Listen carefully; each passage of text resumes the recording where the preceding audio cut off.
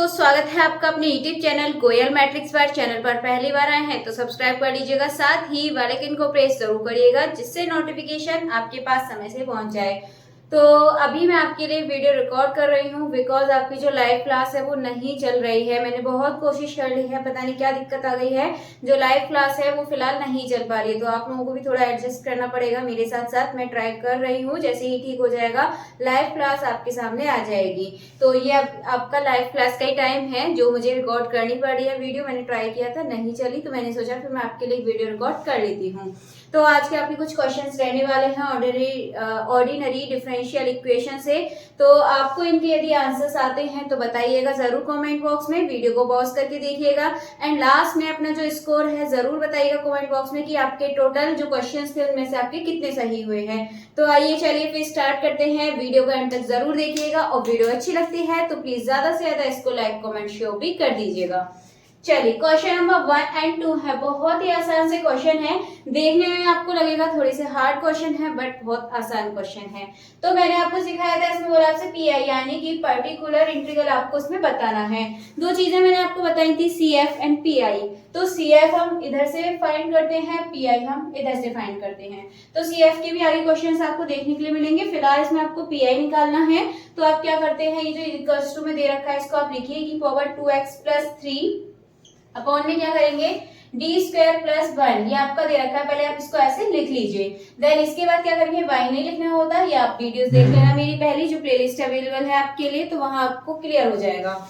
तो e⁻²x+3, तो e की पावर में जो x के साथ जो कोफिशिएंट है 2, हम क्या करते हैं इसको d की जगह पुट कर देते हैं, इस 2 को पुट कर देंगे d की जगह पर। तो ऊपर तो e⁻²x+3 है बट नीचे हो जाएगा 2 2 4, 4 + 1 कितना हो जाएगा 5। तो e⁻²x+3 अपॉन 5, ये आपको आंसर यहाँ से मिल जाएगा। यानी कि आपका कौन सा ऑप्शन सही है, ऑप्शन नंबर ए आपका बिल्कुल सही आंसर हो जाएगा, e⁻²x+3/5। चलिए इसका बताइएगा जरूर आपका आंसर कितना आया था। चलिए क्वेश्चन नंबर 2 देखते हैं। The pi of d²-4y = cos 3x।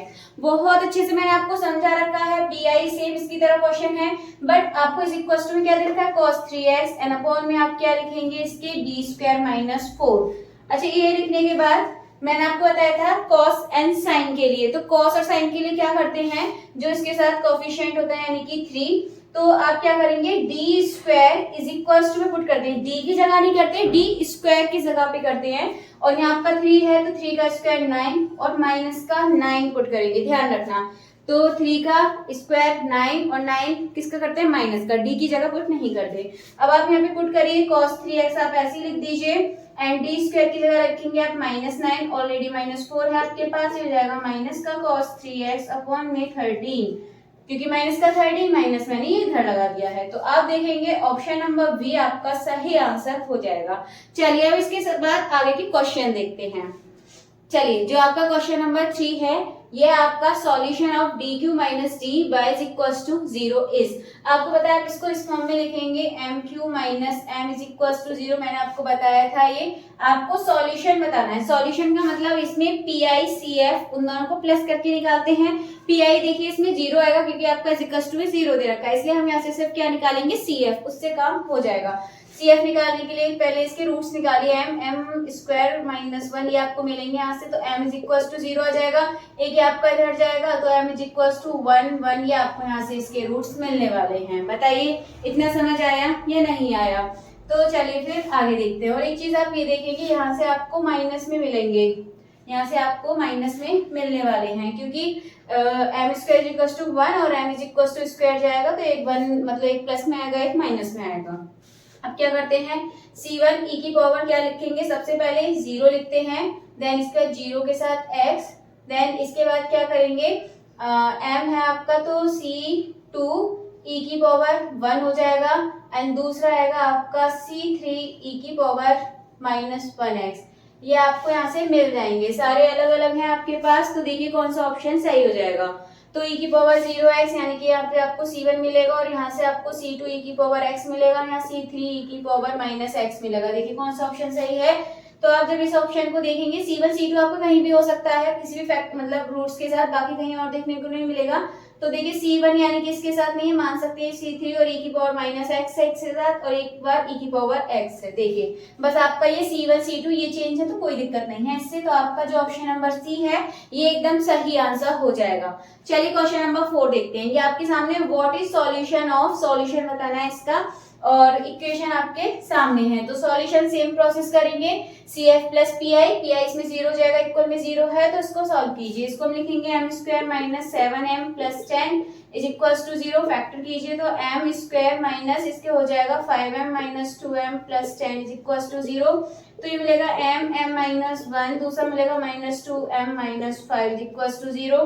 तो ये हो जाएगा m माइनस 2, दूसरा हो गया m माइनस 5। तो यहाँ से आपको रूट्स मिल जाएंगे, m इज इक्वल टू 2 और m इज इक्वल टू 5, ये दो रूट्स मिल गए। अब आपको क्या करना है, सिंपली C1 e की पावर में 2x प्लस C2 लिख के e की पावर में एक बार 5x, और ये आगे पीछे हो सकता है कि C1 आपका इसके साथ हो, C2 इसके साथ हो, कोई दिक्कत नहीं है। आप ऑप्शन देख लीजिए, यहाँ पर आपको A और B की फॉर्म में दे दिए हैं तो कोई दिक्कत नहीं है, आप C1 और C2 की जगह AE मान सकते हैं। बस ऊपर वाला चेक कर लीजिए, e की पावर 2x और e की पावर 5x इसमें आपको देखने के लिए मिलने वाला है, यानी कि जो आपका ऑप्शन नंबर A है ये आपका बिल्कुल सही आंसर हो जाएगा। चलिए 4 क्वेश्चन अभी आपके हो चुके हैं, आगे के नेक्स्ट क्वेश्चन देख लेते हैं। चलिए अब देख लेते हैं question number 5 and question number 6। तो क्वेश्चन नंबर 5 है the order and degree of differential equation, इसके आपको ऑर्डर एंड डिग्री बतानी है। तो इस तरह के क्वेश्चन में आपको थोड़ा सा ध्यान रखना है। एंड नेक्स्ट क्वेश्चन है द जनरल सॉल्यूशन ऑफ, आपको इसका जनरल सॉल्यूशन बताना है। चलिए पहले 5 करते हैं, ऑर्डर एंड डिग्री फाइंड करनी है। ऑर्डर आपको पता है हाईएस्ट जो डेरिवेटिव होता है, तो यहाँ पर आप देखेंगे हाईएस्ट डेरिवेटिव कौन सा है आपका, ये 4, और ये कितने टाइम हो रहा है यहाँ पे 3 टाइम, यानी कि हाईएस्ट जो है आपका जो ऑर्डर है यहाँ से पता चल रहा है कि यहाँ पर 4 है। अब इसके बाद यदि डिग्री का पता लगाया जाए तो वैसे तो आपको पता है कि डिग्री कौन सी होती है, जो ऑर्डर होता है उसी की जो पावर होती है वही डिग्री होती है। बट आपको ये चीज याद रखनी है, जैसे यहाँ पे आपको ये ऊपर बाई दे रखा है, डिपेंडेंट वेरिएबल जो इसका बाई है उसके साथ कॉस साइन, ठीक है, या रूट में इस तरीके से यहाँ पे नहीं होना चाहिए, वो हमको यहाँ से रिमूव करना पड़ता है, बट यहाँ से रिमूव नहीं हो पाएगा। इसका मतलब जो डिग्री है यहाँ पर कैसी होगी, नॉन डिफाइंड, ठीक है। हाँ ये वाला जो है कॉस के साथ x हो सकता था, बट ये जो y है y के रेस्पेक्ट मतलब y के लिए कर रहे हैं y के साथ, तो y जो है वो आपका इस तरीके से कॉस साइन टेन कॉट इसमें नहीं आना चाहिए। तो बात समझ आ गई होगी, जो आपका ऑप्शन नंबर 4 है ये आपका सही आंसर हो जाएगा। अब क्वेश्चन नंबर 6 देखते हैं, जो general solution of, general solution मैंने बताया था CF प्लस PI, बट यहाँ पे आपको इतना करने की जरूरत नहीं है, डायरेक्ट आपका क्वेश्चन है वो उसमें एक्सिलरी इक्वेशन में होती है, आपकी फॉर्म बनानी पड़ती है तब करते हैं। और ये आपका सिंपली देखेंगे इसको तो 2y dy एंड जो अपॉन में dx है आपका अदर साइड चले जाएगा माइनस 2x dx। तो सिंपली आप इसको सॉल्व कर सकते हैं, इसका मतलब इंटीग्रेशन करेंगे कितना हो जाएगा, y square is equal to minus 2x से करेंगे तो x स्क्वायर प्लस यहाँ पे कांस्टेंट ले लेते हैं c स्क्वायर, इसके बाद बनेगा y स्क्वायर, ये इधर आ जाएगा तो प्लस का x square is equal to c square. तो आपका जो इस पे सही आंसर है ये हो जाएगा आपका ऑप्शन नंबर, यहाँ पर आपका c या c स्क्वायर कुछ भी हो सकता है, ठीक है, ध्यान रखिएगा, c भी यहाँ पे हो सकता है, डिपेंड इस पे नहीं करेगा, डिपेंड कब करेगा, आपका ये इधर का सही होना चाहिए। तो जो इसका ऑप्शन नंबर ए है ये आपका सही आंसर हो जाएगा। चलिए आगे क्वेश्चन देखते हैं। अब है आपके सामने question number 7 and question number 8, in question को भी कर लेते हैं। डिफरेंशियल इक्वेशन दे रखे है आपको और ये दे रखा है और आपको पीआई बताना है। देखिए इस तरह के क्वेश्चन में करते हैं हम, तो पीआई बताने के लिए आपको पता है इज इक्वल टू में जो e की पावर 2x दे रखा है वो आपको लिखना है, अपॉन में इसकी जो इक्वेशन होती है इसको लिख दीजिए dq माइनस 7d प्लस 6। इतना करने के बाद मैंने बताया था e की पावर में जो होता है x का कोएफिशिएंट जो होता है, यानी कि आप d इज इक्वल टू क्या पुट करेंगे 2 रखिए यहाँ, तो e की पावर 2x अपॉन में यहाँ 2 रखेंगे तो 2 की पावर क्यों करेंगे 8 होगा, माइनस 7 2 जा 14 plus 6 is equal to e की पावर 2x। 8 माइनस 14 कितना हो जाएगा -6, -6 और प्लस 6 क्या बनेगा 0। आपको पता है जब अपॉन में यहाँ पे 0 बन जाता है तो टेस्ट फेल हो जाता है। इसके बाद हम आगे दूसरी प्रोसेस करते हैं। इसके बाद आपको यहाँ फेल हो गया ये, अब इसके बाद क्या करेंगे, फिर से इसको सॉल्व करेंगे। तो सबसे पहले ऊपर क्या करते हैं x का मल्टीप्लाई, इतना कर दिया आपने, इतना करने के बाद नीचे वाले का डिफरेंशियल करते हैं, तो 3d² माइनस 7, ठीक है, ये आ गया इसका। आपको हर किसी में ऐसे करना होता है, ऊपर x का मल्टीप्लाई और नीचे डिफरेंशियल। और साइन कॉस वाले अलग होते हैं, उनका मैंने आपको बता रखा है, एक बार वीडियो जरूर देखिएगा। तो यहाँ क्या करेंगे, अब पुट करिए x e की पावर 2x। अब आप पुट करेंगे यहाँ पे d इज इक्वल टू 2, तो 2 का स्क्वायर कितना हो जाएगा 4, 4 3 जा 12 माइनस 7, तो हो जाएगा x e की पावर 2x और 12 में से 7 गए तो कितना बचने वाला है 5। तो आपका जो सही आंसर है ये कौन सा हो जाएगा, देखिए एक बार, ऑप्शन नंबर ए आपका सही आंसर हो जाएगा। ठीक है, x e की पावर 2x अपॉन में 5। आई होप आपको क्वेश्चन समझ आ गया होगा। आगे बढ़ते हैं। अभी क्वेश्चन नंबर 8 है आपके सामने। इक्वेशन आपको दे रखी है, रिप्रेजेंट अ फैमिली ऑफ, इस तरह की इक्वेशन अभी सॉल्व की थी। तो क्या था इसमें, y divide over dx is equal to x। तो आप इसको थोड़ा सा सॉल्व कीजिए। तो क्या इसका y dy is equal to x और dx उधर चला जाएगा। अभी सेम था, बस यहाँ पे माइनस था इसलिए वो प्लस में आ गई थी और ये माइनस में आ जाएगी। फिर Y square is equal to X square plus C square, क्या बनेगा Y square minus X square is equal to C square. किसको रिप्रेजेंट करती है ये बताइए जल्दी से।